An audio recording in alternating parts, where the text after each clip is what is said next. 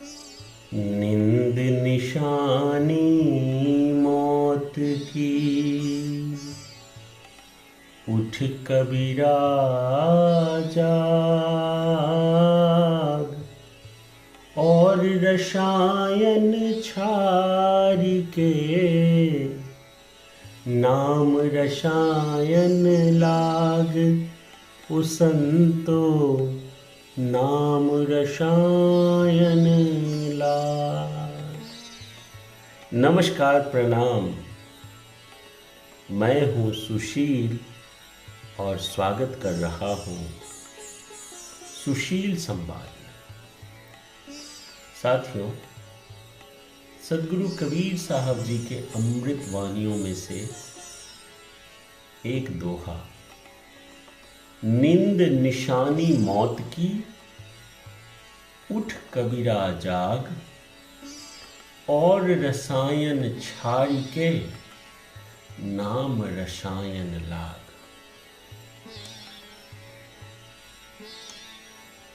सदगुरु कबीर साहब जी कहते हैं कि नींद निशानी मौत की। यहां नींद केवल शारीरिक नींद नहीं है, बल्कि अज्ञानता, आलस्य, भ्रम और आध्यात्मिक उदासीनता का प्रतीक है।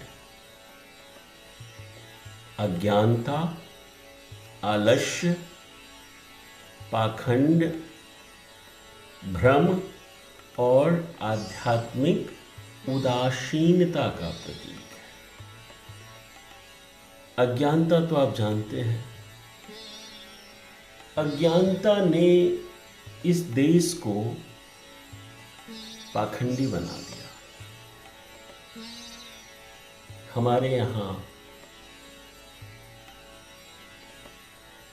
वेद के प्रमुख देवता इंद्र हैं, जो कि बताया गया है हिंदू धर्म में। लेकिन इंद्र का जो कुकर्म है वो भी धर्म ग्रंथों में आपने पढ़ा होगा या नहीं पढ़ा होगा, सुना होगा। बहुत सी कथाएं हैं। इंद्र ने अहिल्या के साथ कैसा दुर्व्यवहार किया था, लेकिन फिर भी वो वेदों के प्रमुख देव हैं। ब्रह्मा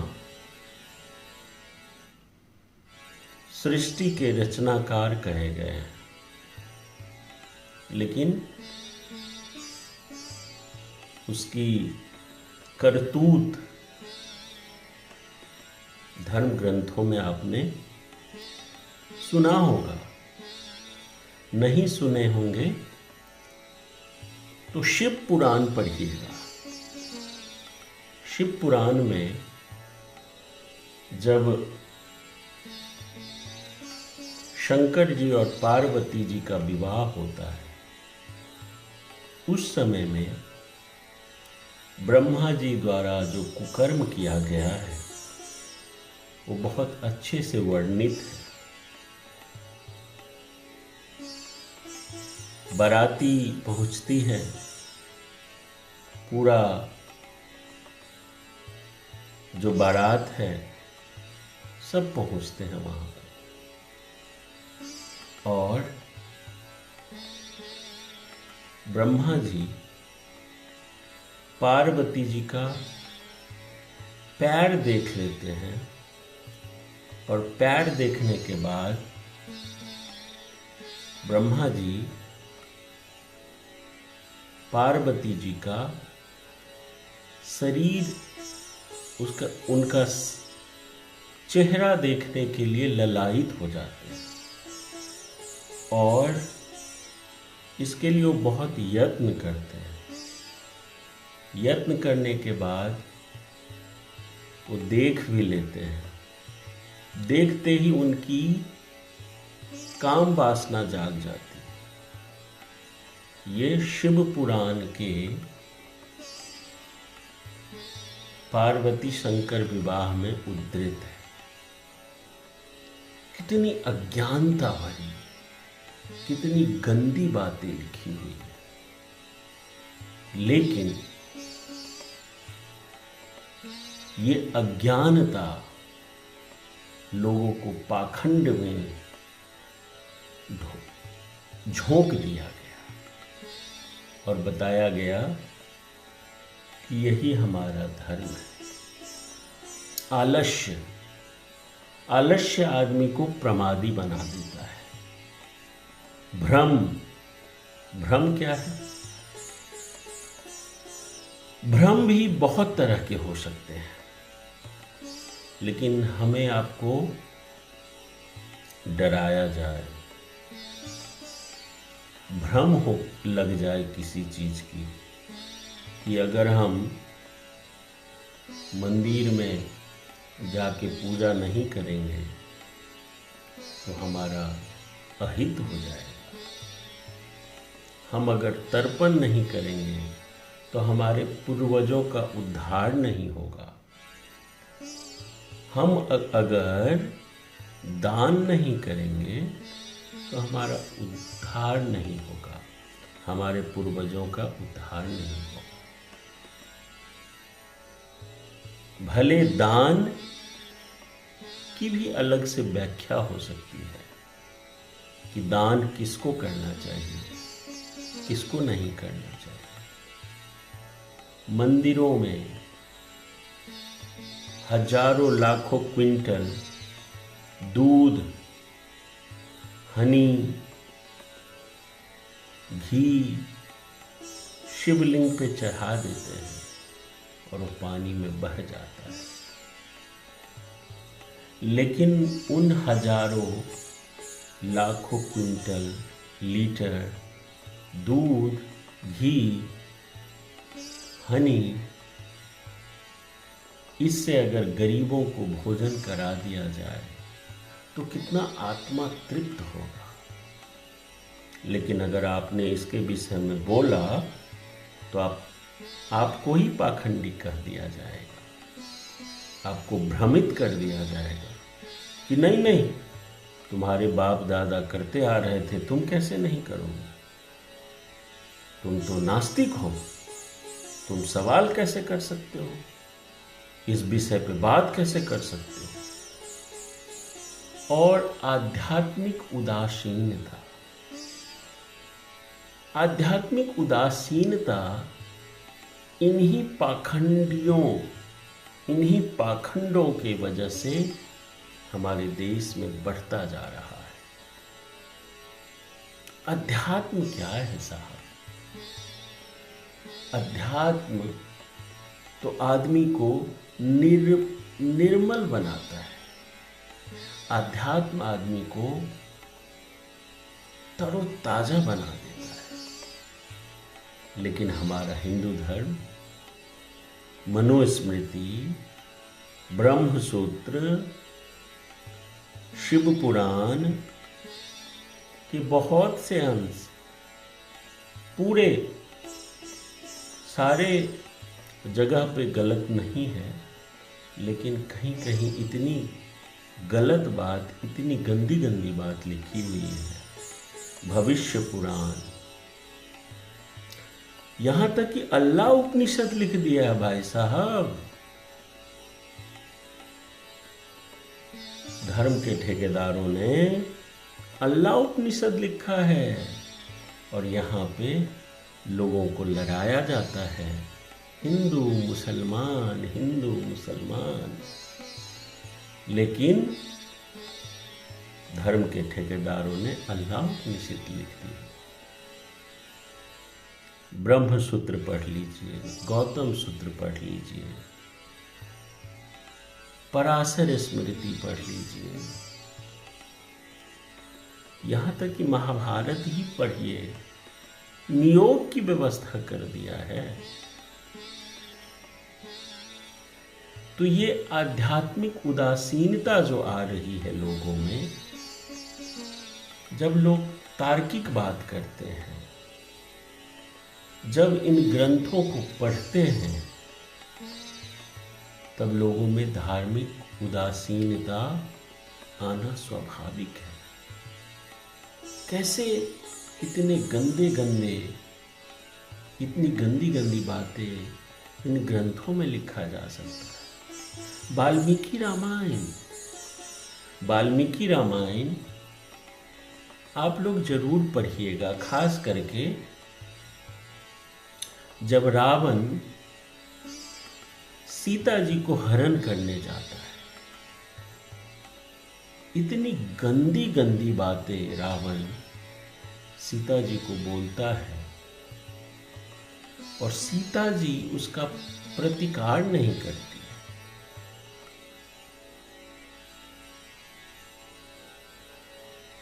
जब लंका से रावण को मारकर राम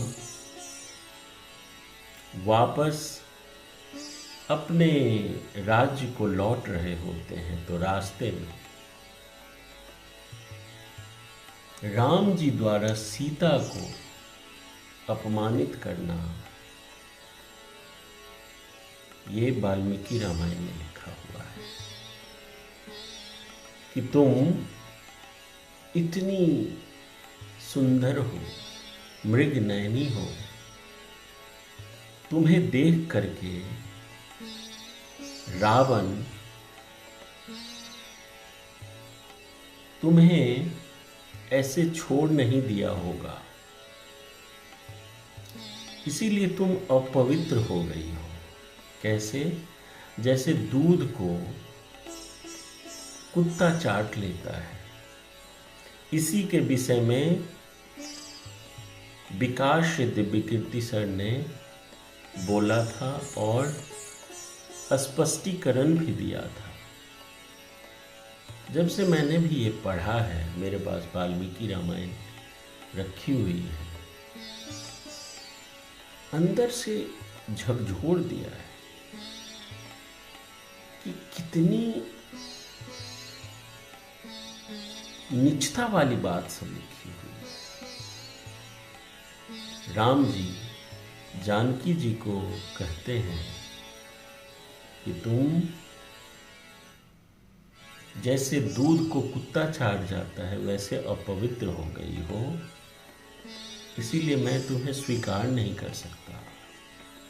तुम चाहो तो लखन के साथ चले जाओ, भरत के साथ चले जाओ या सुग्रीव के साथ चले जाओ। जब से ये पढ़ा है ना मैंने,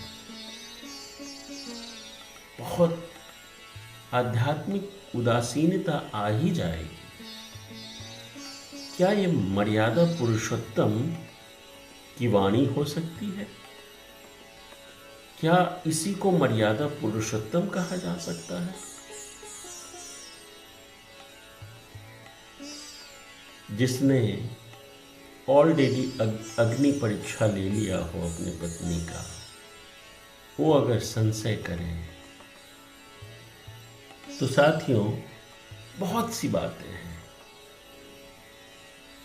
सदगुरु कबीर साहब जी कहते हैं कि जब तक तुम इस अज्ञान की नींद में सोए रहोगे, तुम्हारा जीवन मृत समान है। यह जीवन अनमोल है, इसे केवल खाने पीने, सोने और सांसारिक सुखों में व्यर्थ मत करो। उठ कबीरा जाग, स्वयं को जगाओ, चेतन बनो। यह आवाहन है कि इंसान अपने भीतर की चेतना को जागृत करे, आत्मा के असली उद्देश्य को पहचाने और रसायन छाड़ी के, यहाँ और रसायन का अर्थ है संसार के भोग, नशे, भौतिक आकर्षण, मोह माया के रसायन, इन्हें त्याग दो, क्योंकि ये केवल तुम्हें और गहरी नींद में डालते हैं। नाम रसायन लाग का क्या अर्थ होगा? नाम अर्थात ईश्वर का स्मरण, ध्यान, भक्ति, वह अमृत है जो तुम्हें सच्ची जागृति और मुक्ति देगा। वही जीवन में सच्चा आनंद और शांति देता है। Sadhguru Kabir is urging us to awaken from the sleep of ignorance. The sleep here represents a life spent unconsciously chasing desires, lost in distractions, ignoring the ultimate truth of existence. True awakening happens when one remembers God, lives mindfully and seeks inner truth rather than external pleasure. आज के जीवन में हम सब लोग smartphone, social media, मनोरंजन और दौड़ धूप में इतने उलझे हैं कि वे अपने जीवन का असली उद्देश्य भूल जाते हैं। यह दोहा हमें याद दिलाता है कि समय बहुत कीमती है। जीवन केवल भौतिक सुखों में न गंवाएं। ध्यान, मेडिटेशन और आध्यात्मिकता से जुड़े, जागरूकता और सजगता से जिए। तो साथियों, नाम का अमृत पी लो, दिल को सुकून मिलेगा। मोह माया छोड़ दो, जीवन का जुनून मिलेगा।